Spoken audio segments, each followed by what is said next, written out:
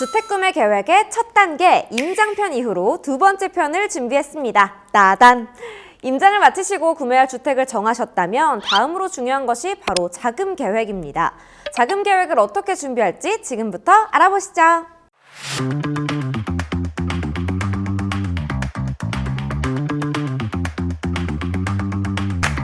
우선 원하는 집을 정하셨다면 부동산을 통해 매도자의 계좌를 받고 계약금을 지불합니다. 전세계약은 보증금액의 5% 정도만 계약금으로 지불하지만 주택 매매는 보통 10%에서 20% 정도 금액을 계약금으로 지불하는데요. 계약금을 넣는 이유는 내가 이 집을 구매하겠다라는 의사를 확고히 하는 역할을 합니다. 하지만 무턱대고 계약금을 넣었다간 문제가 발생할 수도 있어요. 계약금을 넣은 뒤 갑작스러운 변심이 생길 수도 있는데요. 계약서에 계약금 반환에 대한 약정을 넣지 않은 상태에서 계약을 취소한다면 이 금액을 돌려받지 못할 수도 있습니다. 그러니 지난 1편에서 설명드렸던 것처럼 꼼꼼하게 임장을 한 후에 확실한 구매 결심이 드신다면 그때 계약금을 지불하는 것을 권장드립니다. 이어서 중도금이라는 비용을 추가로 지불해야 하는 경우가 있습니다. 신규 분양으로 구매하는 아파트라면 이 중도금을 반드시 지불해야 하는데요. 통상적으로 집값의 60% 정도를 중도금으로 내야 합니다. 중도금 대출은 취급하는 은행과 지점들이 정해져 있기 때문에 문제가 되진 않습니다. 다만 특이한 경우가 있습니다. 개인 간의 거래에도 중도금을 지불하는 경우가 아주 간혹 있는데요. 매도자가 다른 집으로 이사를 가기 위해 돈이 부족하거나 확실한 거래 의사를 원할 경우 이 중도금을 요구하기도 합니다. 이미 계약금으로 10% 정도를 냈고 중도금으로 60%까지 낸다면 거의 70%의 현금을 이사를 가기도 전에 지불해야 하는 건데요. 이렇게 많은 금액을 현금으로 마련해서 집을 사는 분들은 많지 않죠. 대부분의 분들은 현재 거주하고 있는 집이 팔리거나 보증금을 빼야 가능하기 때문에 현금 여유가 충분하지 않으신 분은 계약 전에 중도금에 대한 부분도 꼭 확인하신 뒤 계약금을 넣으셔야 합니다. 자, 이렇게 잔금일이 다가오고 있습니다. 잔금 당일에는 모든 금액이 지불되며 소유권 이전이 되어야 하는데요.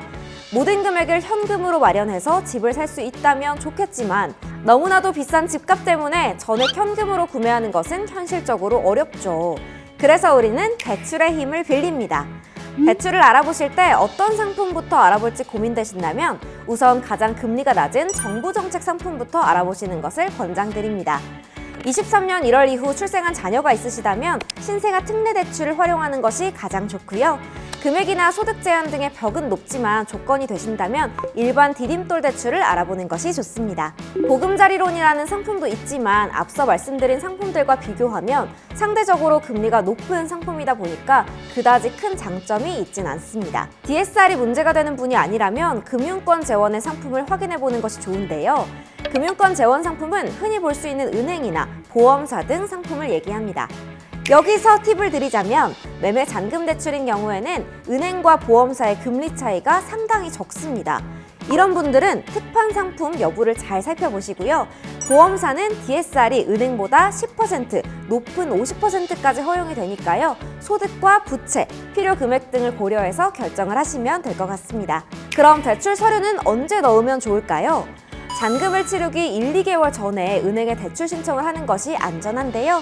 심사 중에 대출이 거절되거나 최종 승인받은 대출 금액이 줄어들어서 다른 방편을 마련해야 될 수도 있기 때문에 이 정도의 여유 기간을 두고 접수하시는 것을 권장드릴게요. 그리고 은행에서 대출을 신청하는 분이라면 이 부분을 꼭 기억해 주셔야 합니다. 은행은 처음 안내받았던 금리와 다르게 매일 금리가 달라지고요.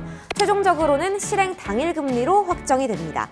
그렇다 보니까 채권 금리의 변화에 따라 금리가 크게 오를 수도 있으니까 다른 금융사 특판 출시 여부 등을 꾸준히 확인하는 것이 좋겠죠? 하지만 대출을 알아보러 4-5군데의 지점을 방문하기도 너무나 힘든데 잔금 전까지 계속 금리를 확인해야 하는 것은 사실상 쉽지는 않죠. 그래서 이러한 불편함을 해결드리고자 저희 뱅크몰이 세상에 나왔습니다. 뱅크몰에서는 24시간 언제 어디서든지 오늘의 금리를 실시간으로 확인하실 수 있습니다. 또한 특판 상품도 수시로 업데이트되고 있는데요. 미리 접수한 은행이 있는 분들에게도 내가 이전에 신청해두었던 금리와 뱅크몰에서 알아본 금리를 비교해서 그대로 유지할지 다른 금융사로 바꿀지 가늠해본다면 더 좋은 금리를 선택할 가능성이 올라갈 수도 있겠죠? 여기까지 오셨다면 여러분의 주택 매매는 드디어 끝에 가까워지게 됩니다. 대출 상품이 무사히 승인이 나셨다면 이제 마음을 놓으셔도 되는데요.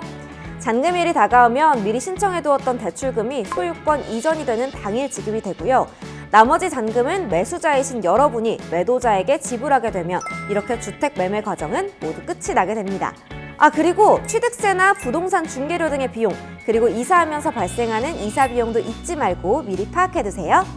이 비용도 만만치 않으니 염두를 해두셔야 한다는 점 잊지 않길 바랄게요. 이렇게 총 2편을 통해 내 집 마련의 꿈을 실현하는 과정과 몇 가지 팁들을 알려드렸습니다. 많은 도움이 되셨을까요?